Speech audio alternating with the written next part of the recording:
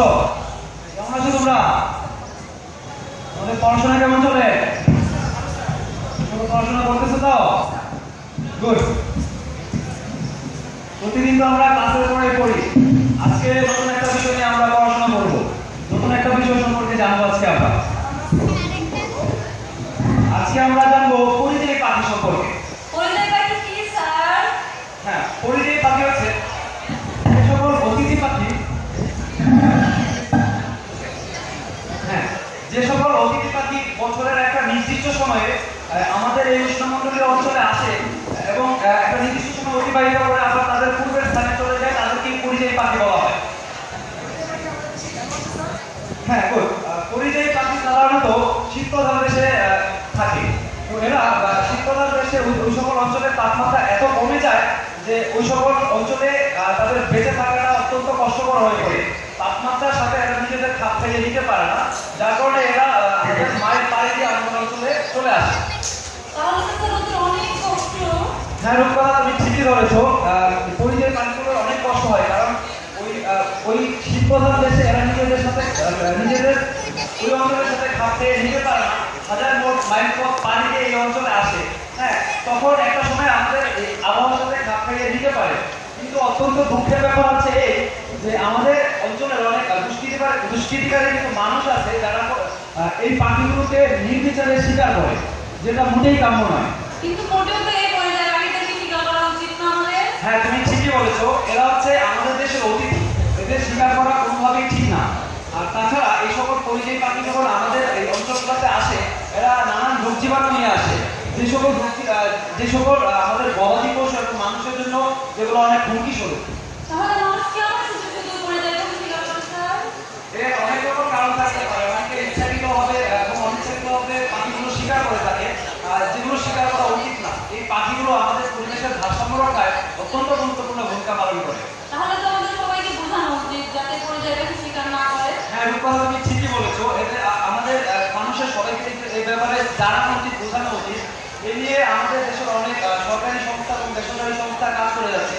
এর মধ্যে পরিবেশ ও বন মন্ত্রণালয়ের বন বিভাগ, বন অধিদপ্তর, বাংলাদেশ পুলিশ, স্থানীয় সরকার প্রশাসন এবং নানান সহযোগী অঙ্গ প্রতিষ্ঠান, প্রকৃতি Ujjivan, nature study conservation club, Bangladesh bird club, এই সকল প্রতিষ্ঠানগুলো এই পরিযায়ী পাখি শিকার বন্ধ করতে এবং এদের সংরক্ষণ করার জন্য অনবরত কাজ করে যাচ্ছে। আমাদেরও উচিত তাদের সাথে একত্রিত হয়ে কাজ করে যাওয়া। চলো, তাই নাকি রূপকথা? আসলে আমার আব্বা হচ্ছে জমিদার, তো আমার দাদাও পাখি শিকার করতেন। এটা নাকি আমাদের বংশের ঐতিহ্য। আশ্চর্য ব্যাপার, পাখি শিকারের যদি বংশের ঐতিহ্য হতে পারে নাকি? না না রূপকথা, এটা তো মোটেই হতে পারে না। আচ্ছা, কালই আমি তোমার বাবার সাথে দেখা করবো, দেখা করে এই ব্যাপারে বুঝিয়ে বলবো যাতে উনি আর কখনো পাখি শিকার না করে। আচ্ছা, দেখো বাচ্চারা, আজকে আমরা পরিযায়ী পাখি সম্পর্কে জানলাম। আজকে তোমাদের সাথে আরো যারা যারা ছিল আসেনি তাদেরকে তোমরা বুঝিয়ে বলবা, এবং তোমাদের পাড়া মহল্লাতে যারা যারা আছে বায়োদুষ্ট এই পাখি শিকার করে তাদেরকে তোমরা সবসময় বুঝিয়ে বলবা যে এই পাখি যেন শিকার না করে। এরা আমাদের পরিবেশের জন্য অত্যন্ত গুরুত্বপূর্ণ। বুঝতে পেরেছ? হ্যাঁ স্যার। আচ্ছা ঠিক আছে, আজকের মতো ক্লাস এখানেই থাকলো। পরবর্তীতে আবার অন্য টপিক নিয়ে কথা হবে। ভালো থাকো তোমরা সবাই। আচ্ছা। ওয়ালাইকুম আসসালাম।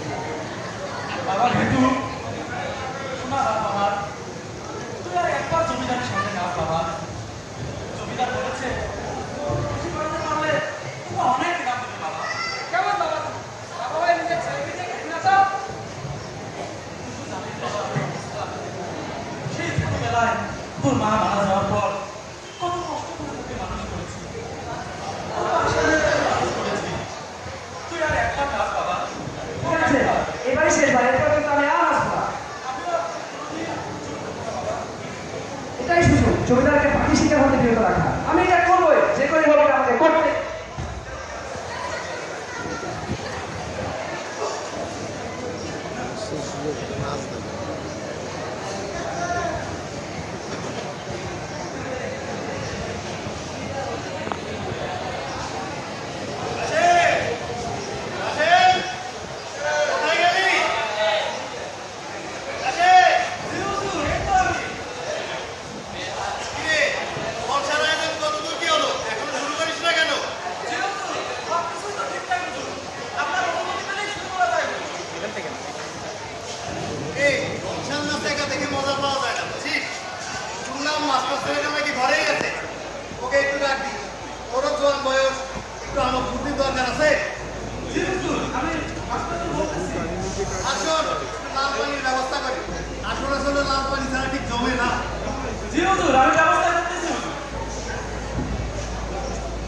দাদার খানদানি ছিল, বাপের খানদানি ছিল, তারা শিকারে গেছে, শিকারে যাওয়ার আগে একটু মৌজ মাস্তি করছে।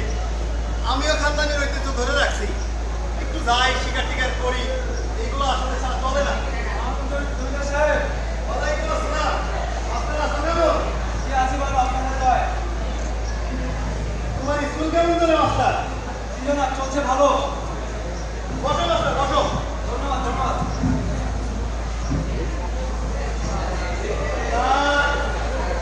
তোমার ছাত্রী পড়াশোনা কেমন চলে?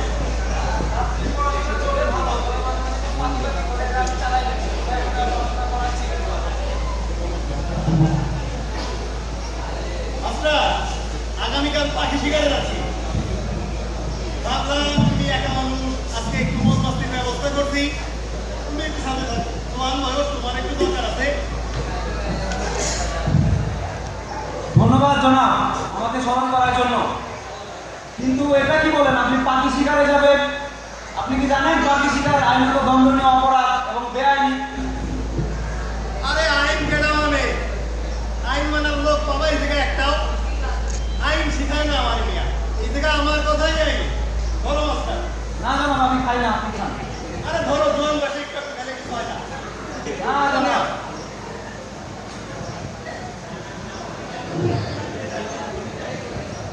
কাশেম, কাশেম।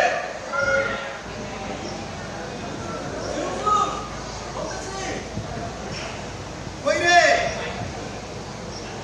একটু ছেলেটা আসে না কেন? নাচ কখন শুরু হবে?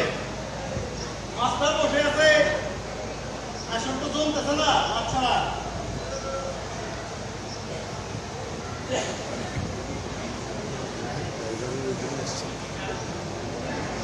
মাস্টার, তুমি কি বলো? ওয়ালাইকুম আসসালাম। কি রে, তোদের ভালো ভিডিও আছিস? আচ্ছা, তুই যদি নাচ দেখায় আমাকে সন্তুষ্ট করতে পারিস, যাই নাম চাইবি তাই পাবি।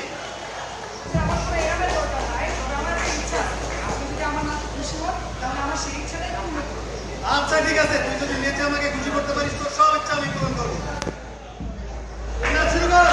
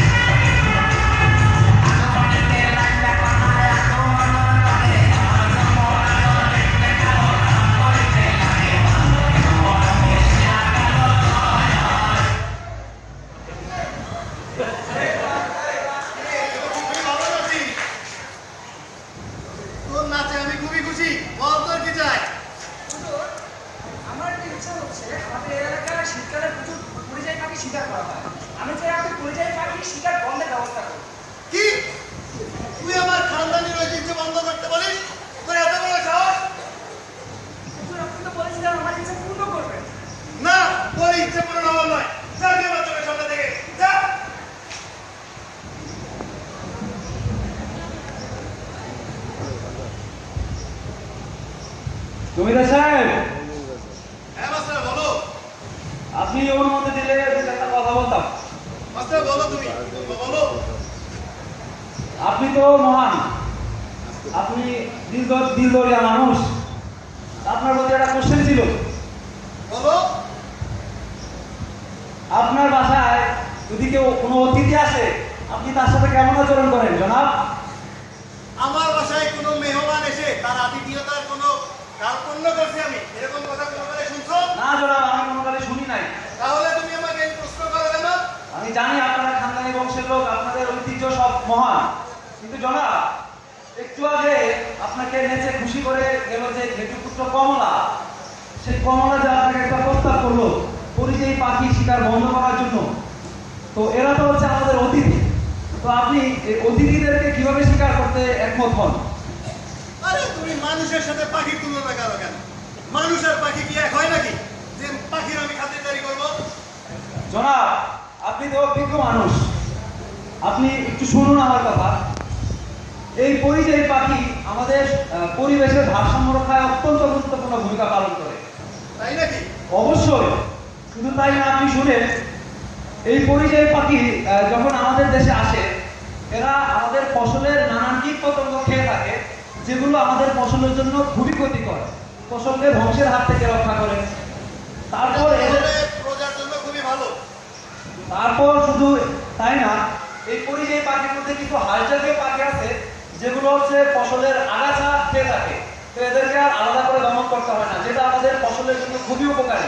বাহ, ভালো কথা বলছো। এবং এই পরিযায়ী পাখির বিষটায় ক্যালসিয়াম এবং ফসফরাস থাকে, যেটা আমাদের ফসলের মাটির উর্বরতা বৃদ্ধি করে থাকে, তো যেটা আমাদের ফসল বৃদ্ধিতে সহায়তা করে।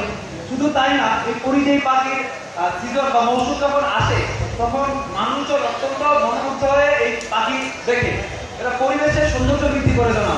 তাহলে এত কিছুর পর আপনি কিভাবে এই পাখিগুলো শিকারে একমত হন বা পাখিগুলো শিকার করতে চান? মাস্টার, আমার সাত পুরুষের ঐতিহ্য পাখি শিকার। আমার দাদার বাবাই শিকার করছে, দাদাই শিকার করছে, আমার বাবাই শিকার করছে। আমি কি করে এই ঐতিহ্য বন্ধ করি বলো মাস্টার? সবই বুঝলাম না, আপনি জমিদার মানুষ, আপনার রাজ্যের আইন আপনি প্রণয়ন করেন, কিন্তু দেশের একটা আইন বলে কিছু আছে, সেটা তো আপনি মানেন না। বলো কি আইন? আমাদের দেশের বন্যপ্রাণী সংরক্ষণ আইনের 38-এর ধারায় বলা আছে, কেউ যদি ইচ্ছাকৃতভাবে প্রথমবার পাখি শিকার করে এবং ধরা পড়ে, তাহলে 1 লক্ষ টাকা জরিমানা, অনাদায়ে 1 বছরের জেল, এবং একই ভুল যদি সে দ্বিতীয়বার করে, তখন 2 লক্ষ টাকা জরিমানা, অনাদায়ে 2 বছরের জেল। এবং শুধু তাই না, 49-এর ধারায় বলা আছে, কেউ পাখি শিকার করতে গিয়ে যদি এয়ারগান বা আগ্নেয়াস্ত্র ব্যবহার করে, সেটা আইনত দণ্ডনীয়। তো আপনি কি দেশের আইন মানবেন না জনাব? বলো কি মাস্টার, এরকম কোন আইন কি সত্যিই আছে? অবশ্যই আছে। ওই মানতে দেখি না। জনাব আপনি আপনি আপনার রাজ্যে এটা কায়েম করুন জনাব, তাহলে সবাই মানবে। মাস্টার, তুমি জানো? একটা কথা বুঝাইলা, আমার বউও একই কথা বলে, আমার ঘেটু ছেলেটাও একই কথা বলে। কি জনাব, নীতি কথা সবাই বলবে। সবকিছু ভেবে চিন্তে দেখলাম আসলেই পাখি শিকার করা উচিত না। তাইলে মাস্টার, কি জনাব? আজ থেকে আমি পাখি শিকার করা বন্ধ করলাম। জনাব আমি জানতাম আপনি এটা মানবেন জনাব।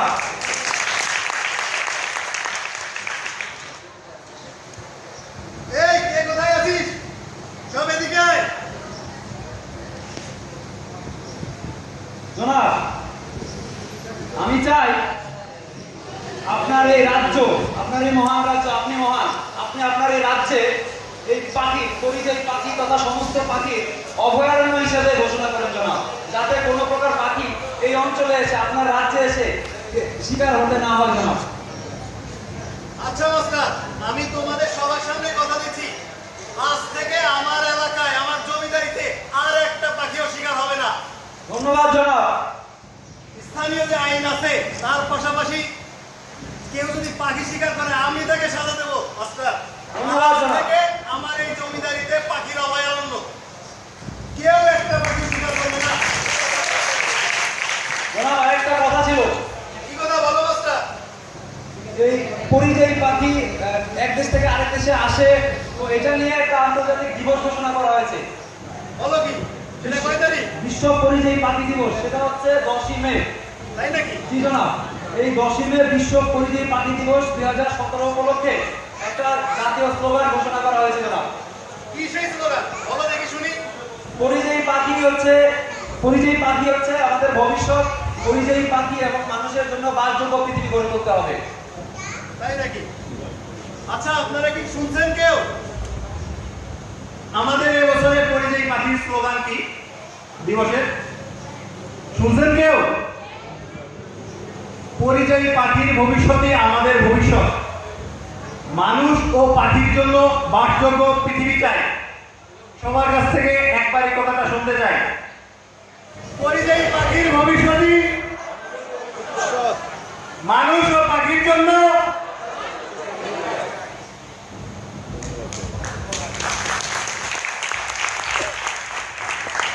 সকলকে ধন্যবাদ আমাদের উপস্থাপনা দেখার জন্য।